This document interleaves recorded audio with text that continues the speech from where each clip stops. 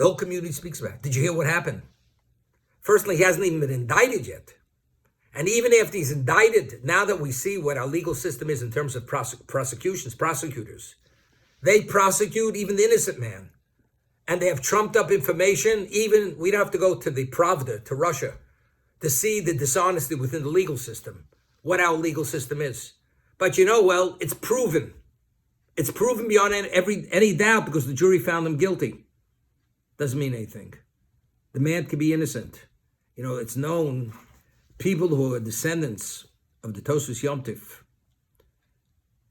they celebrate a certain day when their antecedent was released from prison. He was in prison, the Tosus Yom Tif. He lived in the 1600s with trumped up charges again. The man was a tzaddik. He wrote his commentary, is one of the main commentaries on the Mishnah. And he was imprisoned, and he was persecuted, and he was tortured, and denied just basic amenities of a human being. And finally, he was released.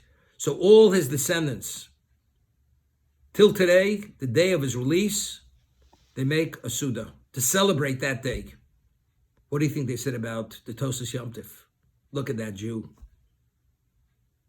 He was, dishonest. This proves the point. Even the best of them are no good. Is that a basis? Is there any proof to it? So what the papers say, what the government says, doesn't mean anything. Doesn't mean anything. And even when you do speak about the person, why are you speaking about him? What, you're gloating at somebody else's downfall? What's the value of it? Unless it has constructive value, we'll see later. Even when you speak at a person who's classified as whatever we say, it's only to forewarn the public to stay away from the person, not to be associated with the person, because you could learn from his bad behavior, and he could be an influence. But the man himself, you have no relevance to him. Well, he caused the Chil Hashem. But maybe the whole thing is a misrepresentation. Maybe somebody went, the people are taken, and they go, and if they inform on others, the prosecutors, they cut a deal.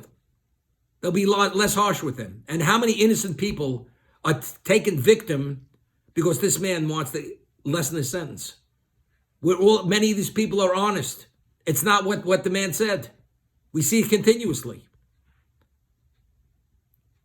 So until it's confirmed beyond any doubt, factually, and it has constructive value, you cannot share it. What's apitlosa? A man himself shares something negative about himself. Let's say a person himself says something in a public setting. There's a law. The law of confidentiality is rooted in halacha. If a man shares something to you in confidence, you're not permitted to breach that confidence. That's the halacha. It's called megala sod. You cannot reveal a secret. That's breaking confidentiality. So let's say a man says to you, I want to share something with you. And he didn't even say it's in confidence. But of the nature of the information, you should understand it shouldn't be shared. You're not permitted to share it. What about if that person shares that in a public setting?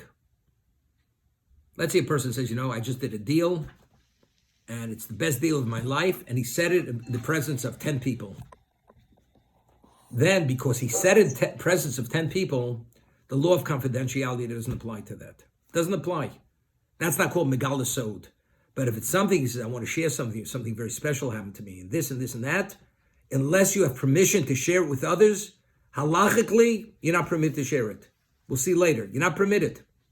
But if he shares it with a number of people, 3 or more, that's a public setting. That means he doesn't want the information should be kept in confidence. Okay, I'll tell you a personal story. In the Yad Avram, when we were on 63rd Street, there was a downstairs, we had breakfast. And a certain person shared there were maybe 15 people present, with certain information. So based on the halacha, I understood. And it was a very admirable type of piece for the person himself.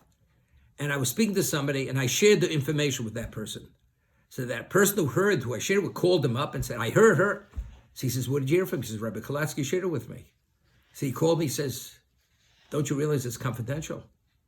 You shouldn't have shared it. I said to the person, I said, based on the laws of confidentiality, if you share it with 15 people, unless you say specifically it's in confidence, we're not bound by the laws of confidentiality. Therefore, what I did was halachically 100%. Now that you tell me that I shouldn't have shared, I won't share with anyone else. But since initially the way you divulged it, it was in a public setting, I'm not bound.